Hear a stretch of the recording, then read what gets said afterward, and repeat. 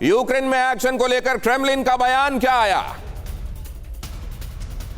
Ukraine में और ताकत के साथ हमला करेगी रूसी सेना, कहा गया। सेना के एक्शन को दिमित्री मेदवेदेव ने बताया वार्म अप, कि अभी तक तो असल में खेल चल रहा था, वार्म अप कर रहे थे। जल्द ही यूक्रेन की राजधानी कीव से सरेंडर करवाएंगे। लेकिन क्या ये बड़बोलापन है इस वक्त, या इसमें सब्सटेंस है? क्योंकि आपको याद होगा 64 किलोमीटर लंबा वो काफिला जिसकी सैटेलाइट फोटो आई थी 28 फरवरी को, 24 को यह ऑफेंसिव लॉन्च किया गया था, 28 फरवरी को वो फोटो आई थी। 64 किलोमीटर लंबे रूट पर रूसी काफिला दिखाई दे रहा था जिसमें आर्मर्ड व्हीकल्स थे, तोपें थीं, और अब वो लग रहा था कि अब तो ये वक्त की बात है कि कीव वाकई सरेंडर कर देगा। लेकिन वापस खदेड़ दिए गए थे, वहां से रूसी सैनिक वापस आए थे। फिर ये खार्किव और इधर जो डोनेस्क और लुहांस्क का जो डोनबास वाला पूरा रीजन है, वहां आकर इन्होंने कंसोलिडेट किया था। लेकिन वहां से भी आप देख रहे हैं कि यूक्रेन आगे आकर बढ़त बना रहा है। तो क्या ये कहा जाना कि हम वार्म अप कर रहे थे और अब असली रूप देखने को मिलेगा, ये सिर्फ एक साइऑप्स के तहत दिया गया स्टेटमेंट है, या वाकई अभी रूस का असली रूप देखना बाकी है? यह अहम खबर देखिए। यूक्रेन में तबाही मचा रहा है रूस का रॉकेट सिस्टम से यूक्रेनी सैन्य ठिकानों पर भारी तबाही। रूस के रक्षा मंत्रालय ने ग्रैड रॉकेट सिस्टम का वीडियो किया जारी। रूसी पैसिफिक फ्लीट मरीन्स का यूक्रेन पर हमला। और अब जरा ये भी देखिए कि हाँ, महाजंग में जिस मेगा ट्विस्ट की बात की जा रही है, नक्शे में कौन कहां कैसे अभी पोजीशन दिखाई दे रहा है। हालांकि ये डायनेमिक है और ये चेंज होता जा रहा है, लेकिन ये आप देख रहे हैं कीव, और यहीं पर अब वो 28 तारीख का जो 64 किलोमीटर लंबा काफिला जिसका जिक्र मैं कर रहा हूं। लेकिन कीव से जब सरेंडर कराने की बात कही जा रही है तो पहले कीव निशाने पर दिखाई दे रहा था, फिर ऐसा लगा कि स्ट्रैटेजी को बदला गया है और इधर नॉर्थ ईस्ट इलाके में और उधर ईस्टर्न इलाके में लगता है कंसोलिडेट करने के बारे में रूस सोच रहा है।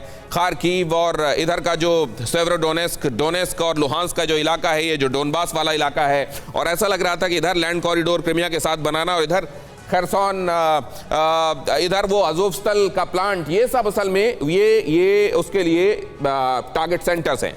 ये दिखाई दिया और ये रूस ने किया भी। लेकिन इधर ऐसा क्या हुआ कि यहाँ खार्किव से लेकर ये कुपियांस्क, ये इजियम, इस पर न सिर्फ कब्जा बना लिया गया है बल्कि अब ये सेवेरोडोनेस्क, लुहांस्क और डोनेस्क की तरफ आगे वो ये कह रहे हैं कि we are pushing further now, और कई जगहों पर हम 30-40 किलोमीटर की दूरी पर ही हैं, बहुत ज्यादा दूरी नहीं बची है। तो क्या उनके इरादे ये भी हो रहे हैं कि वो रूस की सीमा और रूस के अंदर जाने की बातें कर रहे हैं? और क्या वाकई जैसा कहा जाता रहा कि जो रूसी भाषा बोलने वाले वहां के लोगों का जो बाहुल्य है इस डोनबास के इलाके में, इसको लिबरेट करने की बात जो रूस करता रहा है, क्या यहां पर भी यूक्रेन जाकर रूस के सैनिकों पर, रूसी सेना पर अब भारी पड़ने लगेगा? एक्चुअली सिचुएशन को एनालाइज कैसे किया जाए जनरल कोचर इस वक्त? देखिए, अगर आप इस पूरे ऑपरेशन को स्टडी करेंगे तो जहाँ पे रशिया का डोमिनेशन था, रशिया वहाँ पे कंसोलिडेशन में लगा हुआ था। और ये पूरा जो ऑपरेशन की अगर आप प्लानिंग देखेंगे यूक्रेनियन की तरफ से, तो मुझे एक बहुत सीरियस डाउट है कि इसमें यूएस आर्मी जनरल्स भी इन्वॉल्व थे इस ऑपरेशन में। और यूएस आर्मी जनरल्स के साथ इन लोगों ने अभी प्लानिंग इसलिए की है क्योंकि दिसंबर में विंटर्स आ जाएंगे, उसके बाद लड़ाई मुश्किल होती है इन एरियाज़ में। इतना -40 डिग्रीज टेम्परेचर पे लड़ना होता है, हाई ऑल्टीट्यूड एरिया है ये। तो इसीलिए ये जो विंडो ऑफ अपॉर्चुनिटी थी वो अब थी। और दूसरा, इन लोगों ने ये भी देखा कि जितनी भी रशियन आर्मी है वो काफ़ी स्प्रेड आउट थी। अगर आपको याद होगा, रशियंस अप्रॉक्सीमेटली 2 लाख ट्रुप्स लेके आए हैं यहाँ पे, 2-2.5 लाख, और रशियन आर्मी की स्ट्रेंथ 10 लाख से ऊपर है। तो एक लिमिटेड ऑफेंसिव के तौर पे रशिया ने यूक्रेन में एंटर किया है।